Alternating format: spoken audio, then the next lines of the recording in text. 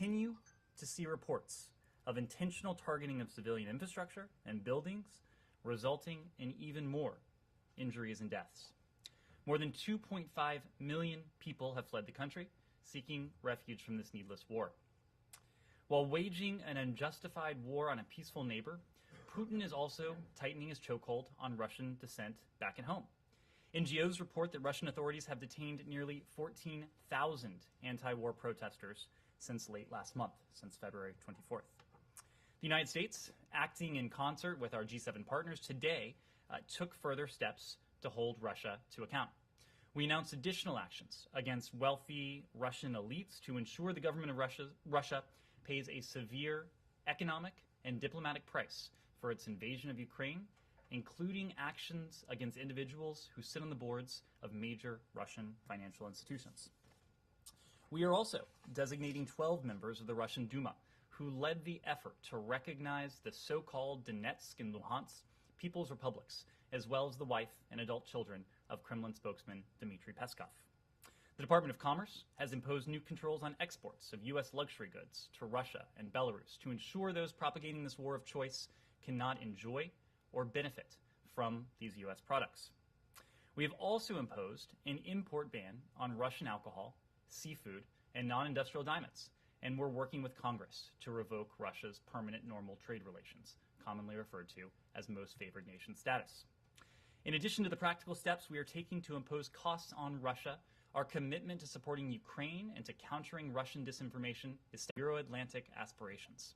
The Kremlin does not stand and cannot dictate, the Kremlin does not and cannot dictate the foreign policy decisions of other countries. That simple principle is at the heart of the world's steadfast support for Ukraine. The Russian Federation called a UN Security Council resolution meeting today in an attempt to use the Security Council as a platform to further sow disinformation about biological and chemical weapons. As Ambassador Thomas Greenfield said, Russia asked the Security Council for today's meeting for the sole purpose of lying and spreading disinformation. Using the Security Council as a venue for spreading lies is repugnant, but it is also par for the course for President Putin and his cronies. Putin may be counting on the United States and the international community to lose focus, to move on. I want to be clear. We will not lose focus. We will not move on. The world will not lose focus, nor will it move on. We are and will remain committed to the united with Ukraine. There will be no relief from sanctions or other costs we have and will continue to impose on Russia until President Putin reverses course and relents in his brutal aggression. With that, happy to turn to questions. Thanks, Nick. I don't want to be accused of losing focus, but I do want to start with Iran rather than Ukraine. Okay. I'm sure you'll get a lot. And I think this can be dispensed with fairly quickly. What's your understanding of the situation with the pause, Russia's relationship to the pause?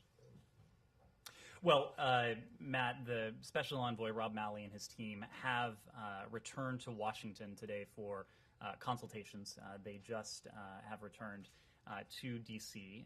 As we've said before, these are complex negotiations. We're still working through a very small number, but still a number, of what are undoubtedly difficult issues. I made this point yesterday, but when you're at this stage of a negotiation, 11 months in, these are indirect negotiations that started last April. You are going to get down gradually to a very small number of the hardest issues. And these issues are hardest because they are complex, they're challenging. But we continue to believe that we are close to a potential deal. Now is the time for all parties to demonstrate that seriousness of purpose. We can and we should be able to reach a mutual understanding to return to full implementation of the JCPOA, but there is very little time remaining to do that.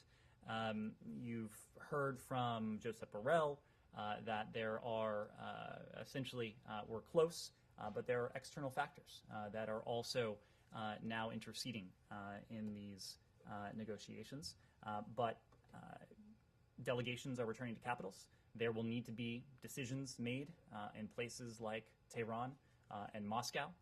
And if that political will is there, if that seriousness of purpose is there, we remain confident that we can achieve a mutual return to compliance in fairly short order. Do you, but so no decisions need to be made here in Washington?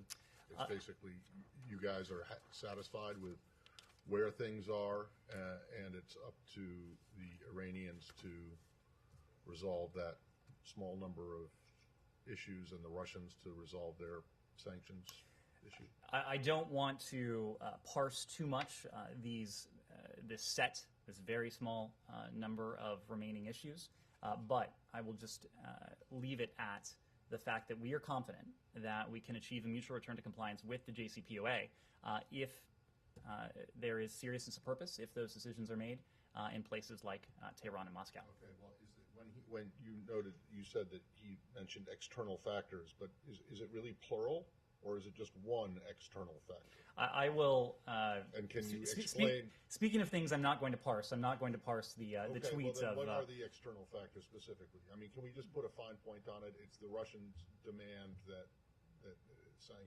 Ukraine-related sanctions not interfere with. Well, and in response to that, we've been very clear, including from this podium yesterday, that the new Russia-related sanctions are wholly and entirely unrelated to the JCPOA. They shouldn't have any impact on a potential implementation of the JCPOA. We've also similarly been clear that we have no intention of offering Russia anything new or specific as it relates to these sanctions, nor would that be required. There is nothing required to successfully reach an agreement on a mutual return to full implementation of the JCPOA. Simon. Moving to Russia, I wonder if you could respond to a couple of things that President Putin has said. Firstly, his comment about there being positive shifts in diplomacy. Do you see any positive shifts?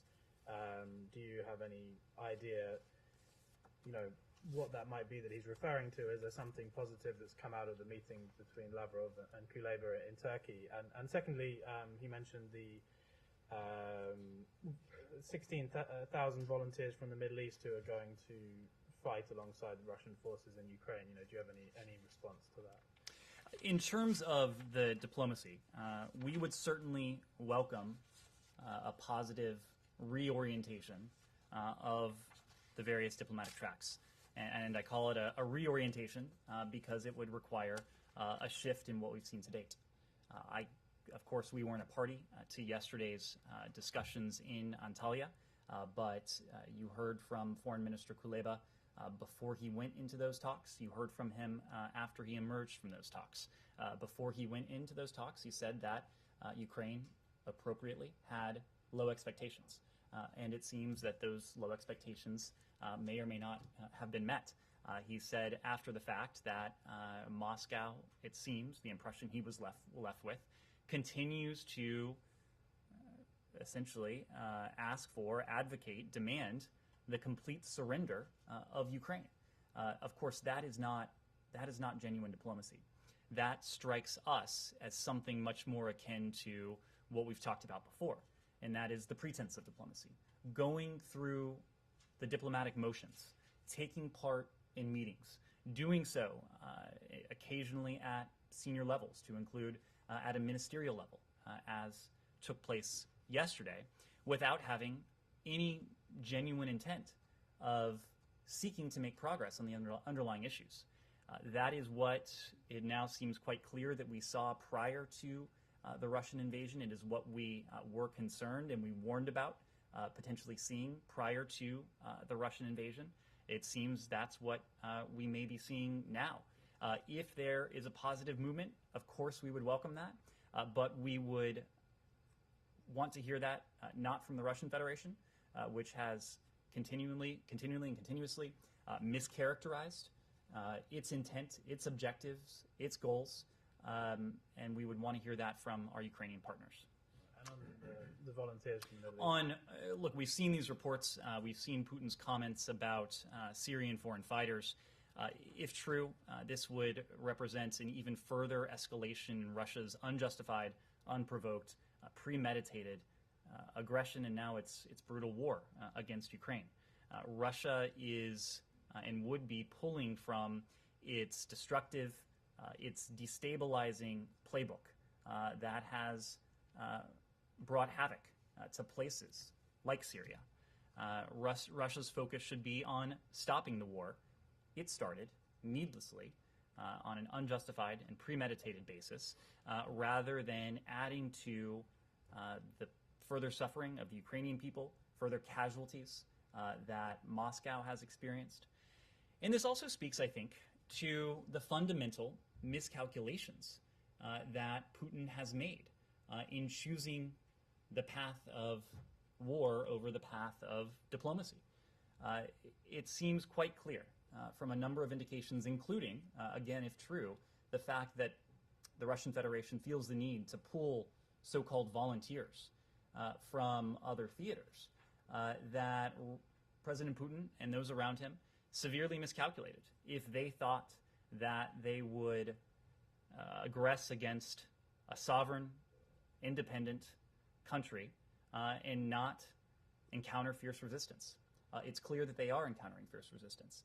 And you can see that in the fact that even Russian state media, even Russian government officials, are now admitting to the fact that Russian soldiers, husbands, brothers, sons, are dying, that they are coming home in body bags, if the Russian government bothers to bring home their remains at all. We are seeing that now discussed openly on Russian media, in Russian media. This is something that, as you know, the Russians have hesitated to do and went to great lengths, in fact, to avoid doing in terms of their aggression against Ukraine that started in 2014. As we know, they went to great lengths to obscure the losses and the casualties that Russia was facing. There is no obscuring, there is no hiding these losses because they are quite profound in terms of their scale. Of course, that doesn't speak to the full toll of human suffering that this invasion, this needless invasion, has precipitated. The Ukrainian people, innocent Ukrainian civilians, are suffering, are dying. Ukrainians are being forced to flee their houses, their homes, to flee their country. And the toll on the Russian people. Of course, our actions are not aimed at the Russian people, but our actions, as we promised, have been consequential, have been profound in terms of their impact. President Biden pledged that if President Putin went forward with this aggression, we would, together with our partners and allies, enact these series of measures. And as President Biden has said, big nations don't bluff. We were not bluffing in this case. The G7, with which we acted again today, was not bluffing in this case. The 141 countries that came together to condemn this needless aggression, they were not bluffing in this case. And so the toll, because the response has been so united, so unified around the world, of course it has had a toll on everyday Russians. Just as we have targeted our actions at President Putin, his cronies, the oligarchs, his lieutenants, these measures will be felt and are being felt across Russia. I wanted just another quick thing. That there's some reporting that the Ukrainian embassy here in Washington is helping Americans who want to go and fight. We've seen a lot more of that coming out and reporting that Americans and other nations are going there. Is there any change to your advice on that? And do you have anything to say about the Ukrainian embassy playing a role in that? Well, we haven't changed our advice. Our advice on that has been clear from when we first started talking about this. Ukrainians, it is true, have shown their courage and bravery in taking on this aggressor. And they are calling on every resource and every lever they have to defend themselves. And of course, the United States is standing with them in the provision of our security assistance in the form of our humanitarian supplies, in the form of our broader support. We applaud, we are inspired by their bravery. At the same time, our guidance remains the same and our travel advisory remains. U.S. citizens should not travel to Ukraine. Those in Ukraine should depart immediately if it is safe for them to do so using commercial or other privately available options for now ground transportation.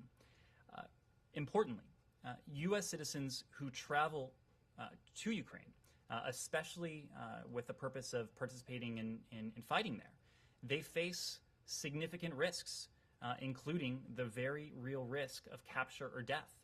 The United States, as you know, is not able to provide assistance to evacuate U.S. citizens from Ukraine, including those Americans who may decide to travel to Ukraine to participate in the ongoing war. In addition to those other risks to personal safety, and this is a point we want to underscore, U.S. citizens should be aware that Russia has stated that it intends to treat foreign fighters in Ukraine as quote-unquote mercenaries, rather than as lawful combatants or prisoners of war. While we expect Russia to respect all of its obligations under the law of war, in light of this very concerning statement, U.S. citizens detained by Russian authorities in Ukraine, they may be subject to potential attempts at criminal prosecution and may be at heightened risk for mistreatment. Given our obligation to the American people to speak clearly about what we know, we wanted to communicate that in no uncertain terms. So while we continue to urge U.S. citizens not to travel to Ukraine for their own safety, regardless of the underlying purpose, we continue to encourage them to divert their energies towards safe, constructive, volunteer or civil society activities. We know that the Ukrainian people, they need humanitarian assistance, they need funds, they need advocates for their cause around the world.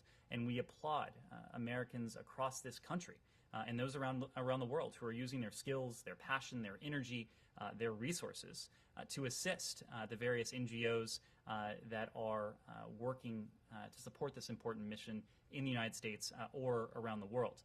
As you may know, we have a public page on our public How to Help section of our United with Ukraine webpage that Americans can find additional resources for supporting them. The physical danger that they might get into and the poor treatment or treatment by Russians if they're captured. Do Americans who travel to Ukraine to fight risk any kind of penalty from the U.S. government? This is a question for the Department of Justice. I will just say generally that the risk of prosecution is not one we're speaking to. This is a risk to their safety and security. Meaning there isn't any? That I would refer you to the Department of Justice, but my understanding is that there is not that particular risk. There are other grave risks that we're highlighting. Yes, sir. Two main concerns in Ukraine right now that firstly, Russia may somehow use the chemical weapons in Ukraine, and secondly, that it may fabricate finding those biomaterials or organize the leak, blaming Ukraine and telling, okay, here what we're told about.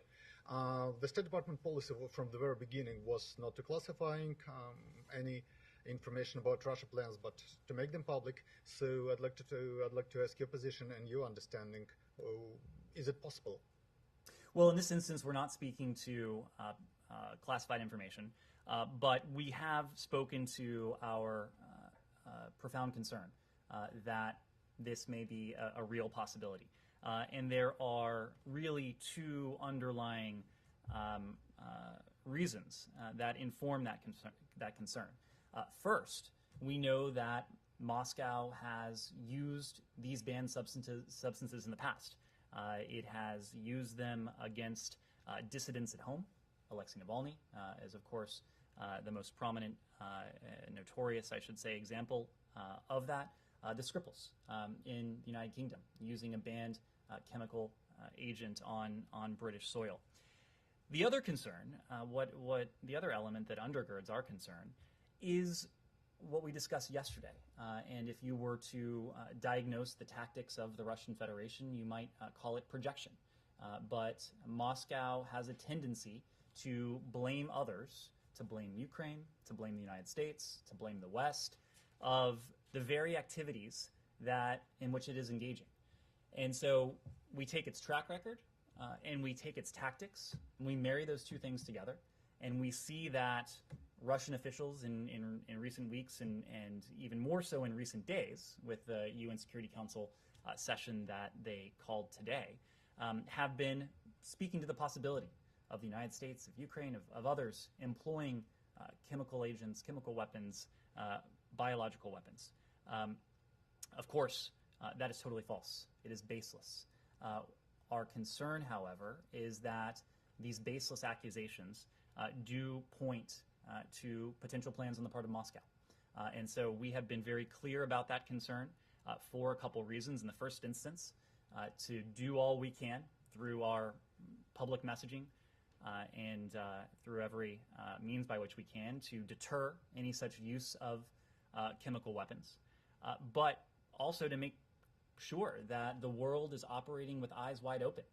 And if Russia, in the coming days or coming weeks, claims to have been the victim, claims that Russian speakers, Russian citizens have been the victims of this type of attack, to have a good sense of what this was all about. This is pulled directly from the Kremlin's playbook. This is a playbook that was employed in the lead up to the invasion. It's a playbook that Secretary Blinken sat in that very UN Security Council chamber and warned about several weeks ago now. And it is a playbook that we continue to be concerned that Russia will call upon in the conduct of this unjustified aggression. Andrea.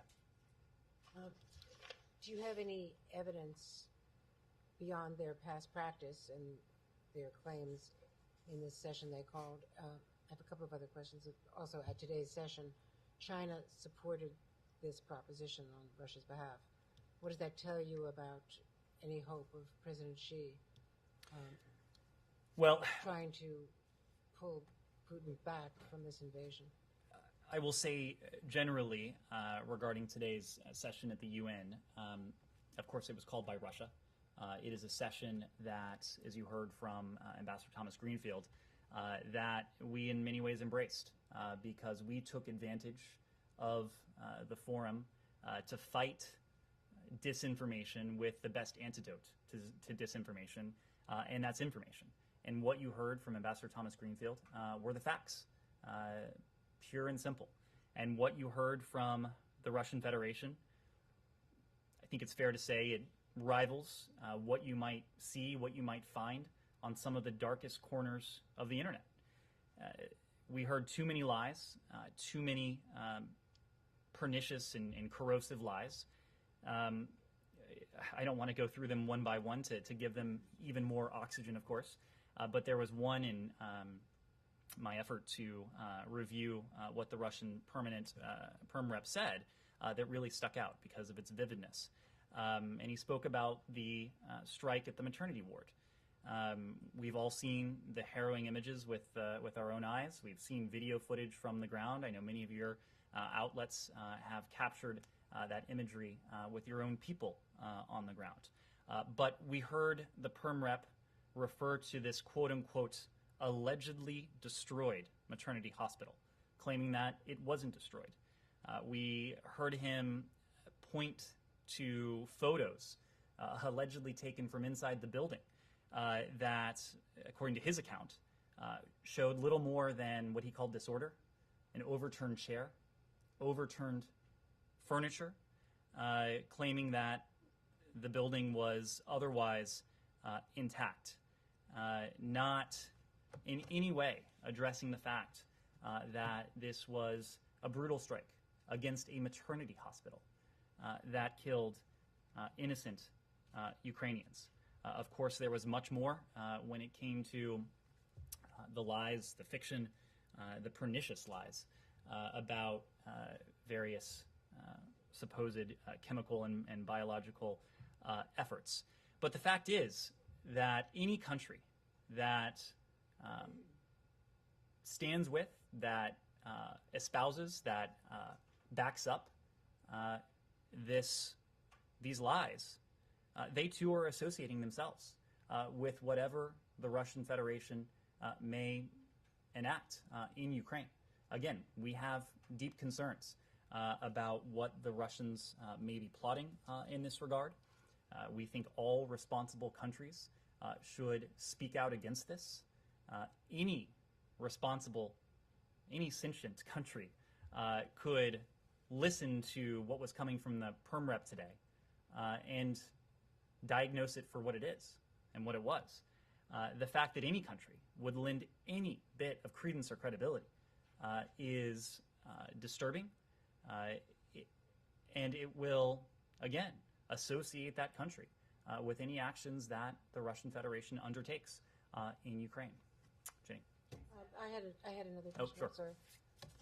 My foreign desk is asking whether we have any confirmation of something that may have happened in Moscow, that the 5th Directorate of the FSB, in charge of, as you know, foreign intelligence, including Ukraine, has been raided by the FSO, the Federal Protective Service of the Russian Federation, and by President Putin's own security service, and that some people may be under house arrest. So I'm not in a position to speak to that particular report. We can let you know if we're in a position. I was not aware of this. It sounds like it may have just come out.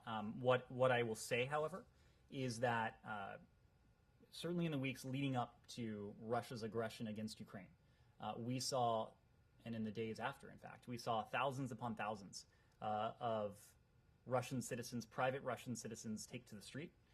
More than 10,000 of whom have been detained for doing nothing more than peacefully exercising the rights that are as universal in Russia as they are anywhere else in the world. But we also saw senior policy heavyweights, let's say, in Russia speak their opposition to what was then the President Putin's plan. So we have seen dissent in the streets. We have seen dissent in elite policy circles in Russia. So I can't speak to this report, but we've certainly seen a broader pattern. Do you Jenny. think that this could be connected to how seriously wrong their ground game went for the first 16 days of this operation until the moves that we have now seen on the ground overnight? I would hesitate to speculate on a report that I haven't seen, but what I will say is that President Putin has claimed that his plan is going according to plan. I do not think that any political leader, military planner, strategist worth any salt would devise a plan that would be met with stiff opposition, that would be met with fierce and unified international opposition, and that would be met with almost universal global condemnation, and a plan that is now leading Russia into what is a strategic morass of its own making in terms of an economy in free fall, a financial system that has now given up the gains of integration over the past 30 years, and a strategic positioning in the world that is a far cry from what it might have been before this. And given our export controls, given the diplomatic isolation, given the financial and other economic measures, will be appreciably weaker for some time to come. Jenny. I quickly want to follow up on Simon's question, and then I have another. Is the State Department aware of any Americans who have gone to fight alongside the Ukrainians, and if so, how many? So as you know, Jenny, when Americans travel abroad, they are not required to register with the Department of State in any way. So these are not metrics that we would track, but our goal has been to be very clear with any Americans who would be interested in traveling to Ukraine for any reason, but especially to take up arms of the profound risks that they would undertake to their health, to their safety, their security. And then on two of the Americans who are detained in Russia, do you have any update on Brittany Griner? Has she been granted consular access yet? And then Trevor Reed's family says his health is continuing to deteriorate. Have there been specific warnings from the embassy to Moscow about his health, or calls for him to get medical access? So what I will say is that every time a U.S. citizen is detained anywhere around the world, our diplomats, our consular affairs officers spring into action to provide any and all forms of assistance that we can to those Americans. When it comes to Brittany Griner, of course, we've been working very diligently on this case. been in close touch with those around her, providing all forms of appropriate support, and will continue to do that. When it comes to Paul Whelan, when it comes to Trevor Reed, both of whom traveled to Russia as tourists and have since been held on an unjustified, wrongful basis since then, we have been in a position to provide various forms of support. The embassy was able to pay consular visits to both men late last year. As you know, the president spoke to Trevor Reed's family earlier this week when the president had traveled to Texas. We are not going to comment on reports about Mr. Reed's health. We're of course monitoring his welfare, the welfare of Paul Whelan, and of all Americans who may be detained in Russia very closely. We consistently advocate for fair treatment from Russian authorities, and we continue to call for their immediate release. Connor. Trevor Reed's family have objected. They have not heard back after the president's conversation. His conversation came only after they were planning to protest outside of the venue in Texas where he was appearing. And do you have anything further about Trevor Reed? Andrea, I can tell you that these are cases that this department is focused on every single day. Secretary Blinken, Roger Carstens, the president, Jake Sullivan, have had an opportunity to speak to the families of wrongful detainees around the world, including those who were held in Russia. We continue to make it a priority to secure their release. We have done that since the very first day of this administration. And in fact, our point person is someone who has worked these issues long before January 20th. Roger Carstens was working these cases in the last administration, and the continuity that we sought, given the paramount importance and the priority we attach to these cases, speaks to the fact that he has been a through line across administrations. Well, on the same day, he was busy in Venezuela, understandably. He was coming back, I think, that very day. Have you provided any other details about what might have been done? There are a lot of charges from Senator Rubio and others that there was some quid pro quo. There was no quid pro quo. There was absolutely no quid pro quo. We have been working to secure the release of those Americans who are wrongfully detained in Venezuela, again, since the very start of this administration. For us, there can be no trade-off. The release of Americans around the world is something that we advocate for, we work for, pulling every lever at our disposal. Connor. A couple of follow-up questions, including on that first, since that's where we are right now. Just the Venezuelan opposition has said that the administration should not buy any Venezuelan oil unless the Maduro regime makes commitments within talks. You've said that you've sort of left the door open to purchases after they've committed verbally to talks. Would you rule out purchases until they actually take some sort of irreversible steps? Let me make a couple points. The delegation that was in Caracas just a few days ago had two priorities in mind. One was the release of these very Americans we have been discussing. And of course, Special Envoy Carstens was able to return home with two of those Americans. There are additional Americans whose safe return we are continuing to work on as a overriding priority for this department, and we'll continue to do that until all of them have been reunited with their family. The second priority was championing the democratic aspirations of the Venezuelan people, making very clear in a frank and candid way to the Maduro regime that we continue to stand with, to support the Venezuelan people and their aspirations for a government that is responsive to their needs. We've been clear since this visit and long before this visit that our current Venezuela-related sanctions remain in full effect. These sanctions deny the regime the revenue streams that would finance repression and line the pockets of regime officials, as well as protect the U.S. financial system from exposure to what otherwise would be corrupt and illicit financial flows. We, of course, don't speak to or preview sanctions actions, but we've also said that we would review some sanctions policies if and only if the Venezuelan parties made meaningful progress in the Venezuelan-led negotiations in Mexico towards fulfilling those aspirations of the Venezuelan people for a genuine democracy. Okay, and then on Simon's question about Syria, have you seen any indication that some of these Syrian forces have actually been brought by Russia to Ukraine? That is not something I could speak to from here.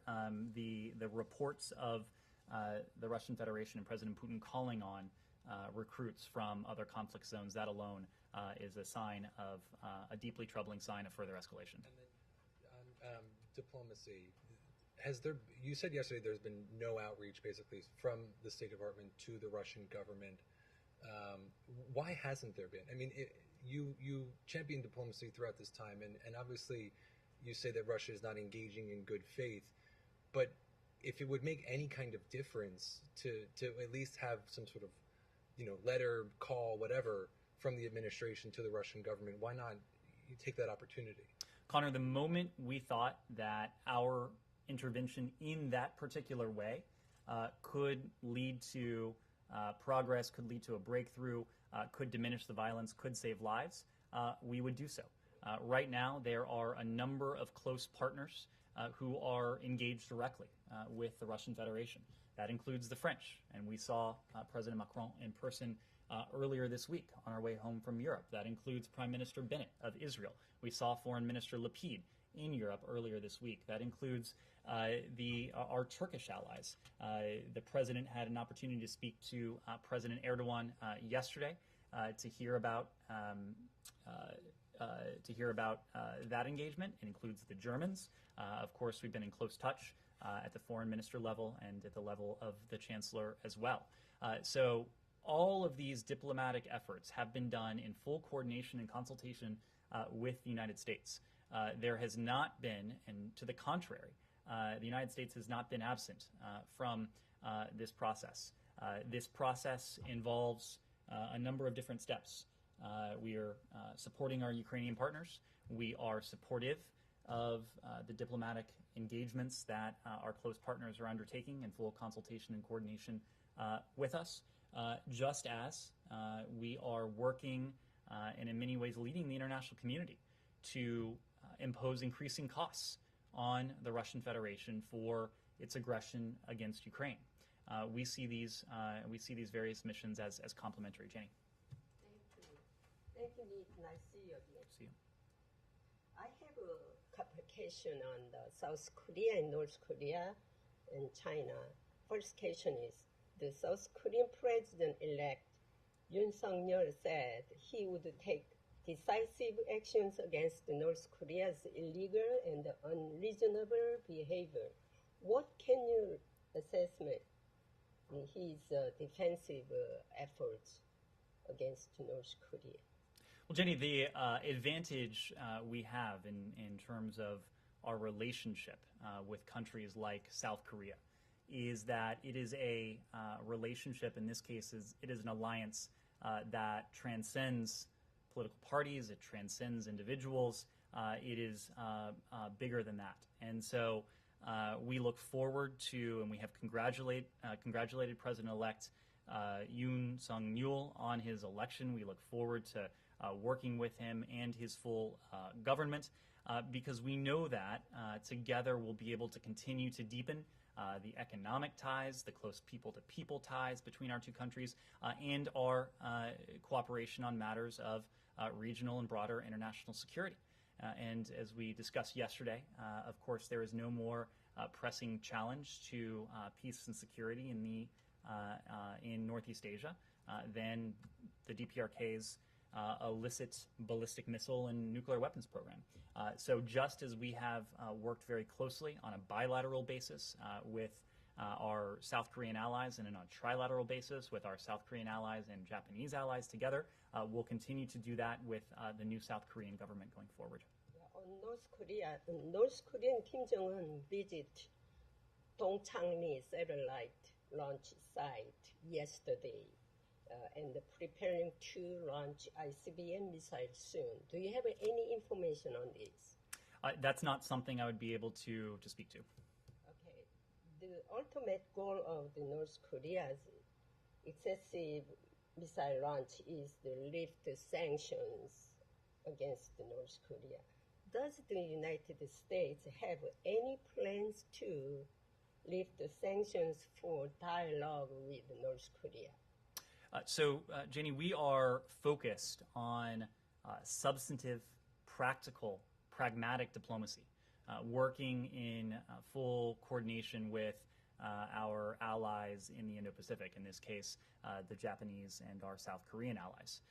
We seek, together with them, to make progress against what is our shared overall objective, and that's the complete denuclearization of the Korean Peninsula.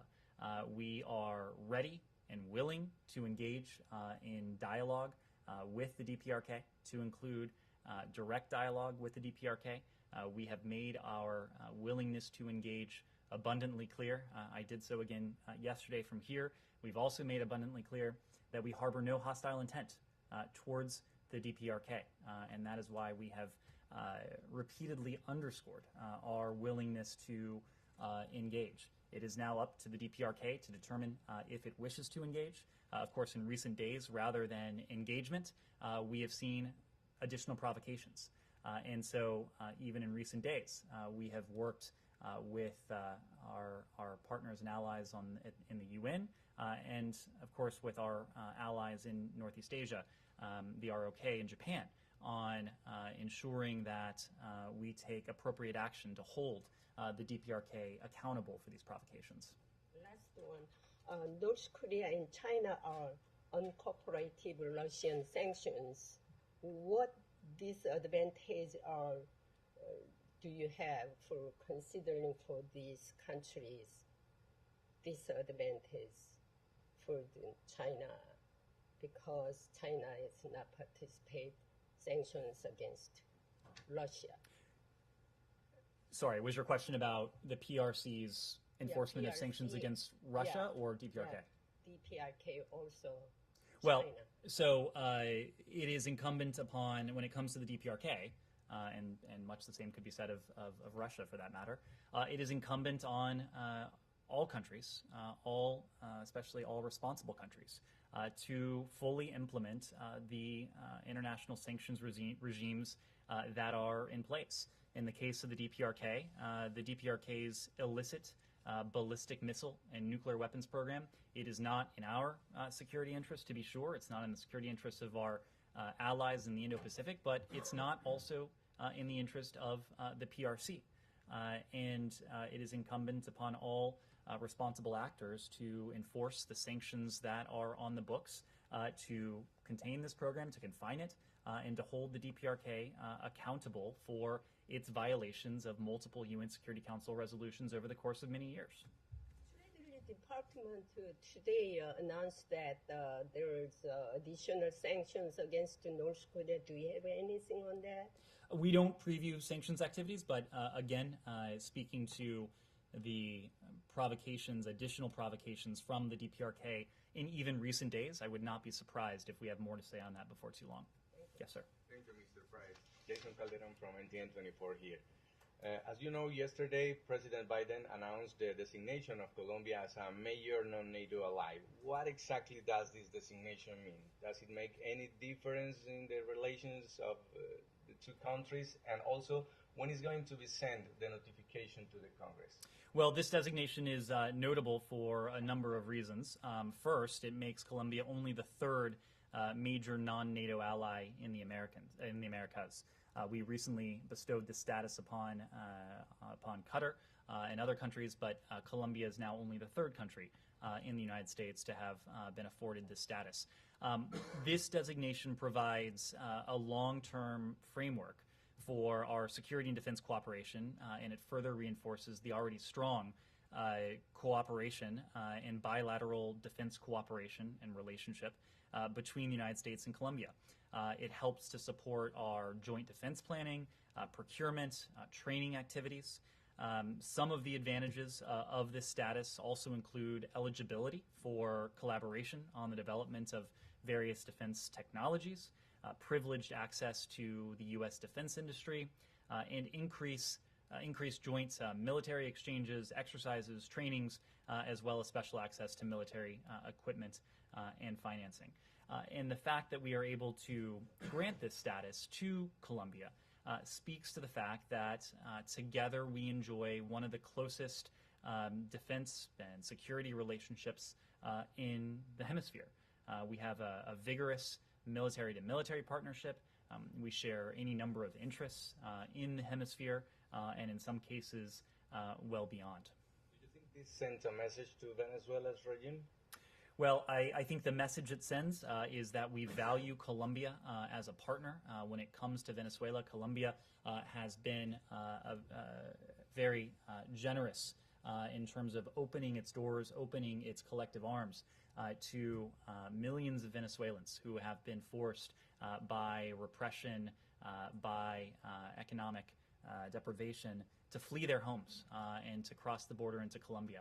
And we are deeply appreciative of the generosity that the Colombian people and the Colombian government have demonstrated to their Venezuelan neighbors. Will we send the notification to the Congress? There's a process that's involved in each one of these announcements, and so I suspect at the earliest opportunity. Yes, sir. Thank you. A couple of things on Ukraine. Actually, there were some reports yesterday claiming that the U.S. is looking at the possibility to deliver Russian-made, S-300s to Ukraine. Greece, Bulgaria, and Slovakia have these missiles, as we know. So, are you guys talking to these countries on this issue, delivering the S-300s to Ukraine? So we don't detail every system that we have provided or that we're potentially considering providing to our Ukrainian partners. What we have detailed is the aggregate amount of that security assistance. Right now, it well exceeds $1 billion over the past year. It exceeds $250 million or so in recent days alone. In terms of the broad categories, we've provided our Ukrainian partners with what they need for their self-defense. That includes anti-armor systems, anti-tank systems, anti-aircraft systems, and we discussed that at some length yesterday, small arms, munitions, other systems that will allow our Ukrainian partners to most effectively defend themselves against the Russian aggressors. So right now, everybody knows that Kyiv is under siege by the Russian forces, and from a realistic perspective, nobody knows what's going to happen, next couple of weeks. So, does the Biden administration have a plan B in case, Zelensky government would fall? We have been in close consultations with President Zelensky, with others in his government. We know that they have undertaken the appropriate planning, and I think I'll leave it at that. Andrea. One final question, yes. One final, yeah. Okay, on Turkey. Actually, I was going to ask about Turkey's recent effort, on the Ukraine thing. Since the beginning, Turkey has been acting in line with NATO alliance, and at the same time, has been speaking with Moscow and Kyiv at the same time. So, what would you say about Turkey's role as a mediator between Moscow and Kyiv from now on? We welcome it. We welcome it precisely because our Turkish allies have done so in full coordination and consultation with the United States. As I said a moment ago, President Biden had an opportunity to speak to President Erdogan after the Antalya discussions.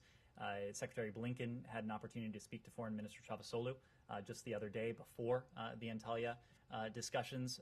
So any diplomatic effort that is conducted just as we had conducted our diplomacy with the Russian Federation, that is to say in full consultation and coordination with our allies and partners, that is something that we welcome. Andrea. Let me ask you again about war crimes.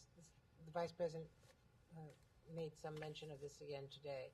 She said, "We are clear that any intentional attack or targeting of civilians is a war crime, period."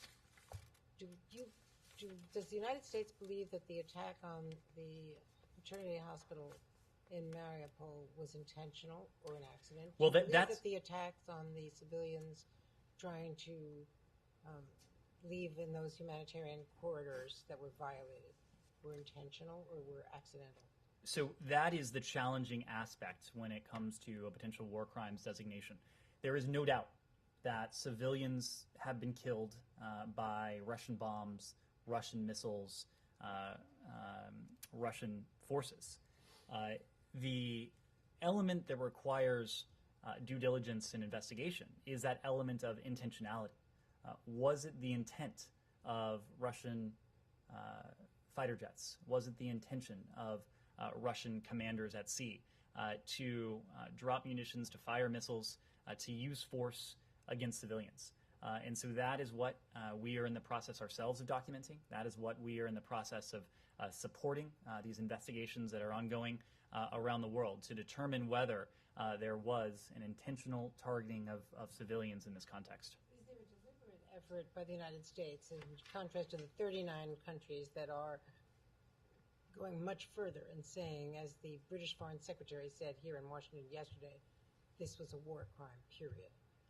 Is there a distinction here because the United States is trying to preserve some ability to compromise a way out in the future, a negotiation with Vladimir Putin, so he's not already been labeled a war criminal? Andrea, I think the actions that the United States has organized, has galvanized, and has implemented against the Russian Federation, measures from sanctions to export controls, designations that have had a devastating effect on the Russian economy, I think that should speak to the fact that we're not trying to preserve currency with the Russian Federation. We are doing everything we can to impose pressure on Vladimir Putin, on those around him, to bring them to the negotiating table. So I can tell you that the only criterion in our mind when it comes to war crimes is whether it meets that definition, the definition that's defined in the Geneva Conventions.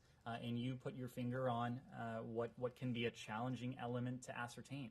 But we are using every resource at our disposal, and we are supporting the various investigative efforts that are out there to attempt to determine if these are war crimes. Yes, final question? I have a follow-up question on North Korea. North Korea has tested the ICBM test system. So will there be any policy change on the North Korea? And regarding the additional sanctions, which is supposed to be announced today, do you think it will have a negative effect on possible dialogue with North Korea?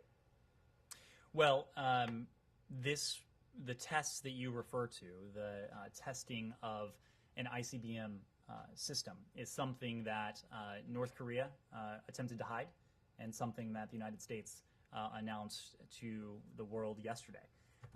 The decision to pursue these escalating tests, including these last two tests, they raise tensions. They are destabilizing to the broader region. So the door does remain open to diplomacy. As I said before, we remain ready and willing to engage in practical, pragmatic diplomacy with our allies and partners, but we will take all necessary measures to ensure the security of our homeland and to ensure the security of our allies, including our allies in Japan and South Korea. So just a couple examples from this week. Earlier this week, the U.S. Indo-Pacific Command ordered intensified ISR, that's intelligence, surveillance, and reconnaissance collection activities in the Yellow Sea, as well as enhanced readiness among our ballistic missile defense forces in the region. And the Department of the Treasury, as we've said before, has a number of authorities at its disposal. And we have previously held those who have supported the proliferation of these technologies, of those who have supported the DPRK's illicit nuclear weapons and ballistic missile programs. We've held them accountable, and I have no doubt we will continue to use those authorities to good effect to hold all those responsible who may be supporting this program. Connor. Saudi Arabia said that it freed from captivity 2 U.S. citizens through a special security operation. The State Department didn't use that same language. You guys called it the safe departure of 2 U.S. citizens from an area of Yemen currently under Houthi control. I'm wondering if you can provide some clarity. Were these women in Houthi captivity or otherwise obstructed from departing the country by the Houthis? We released a statement on that yesterday. There are some additional details in there. We're not in a position to provide a full set of details given privacy and other considerations, but we welcome the safe return of these 2 American citizens. Can you say which one it is, though? Were they being detained? We issued a statement on that. You noted the statement we used. I missed the statement.